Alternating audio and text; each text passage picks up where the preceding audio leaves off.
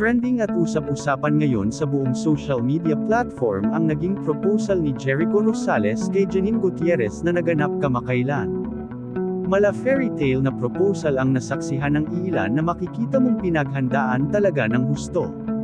Masayang-masaya ang mga fans lalo na ang mga solid supporters ng Ekonin dahil sa wakas ay dininig na ang dasal at sa simbahan na din matutuloy. Sa ngayon ay excited na ang mga fans at madami nang nakaabang sa magaganap na kasalan ng dalawa, sana daw ay sila na talaga ang nakalaan sa isa't isa.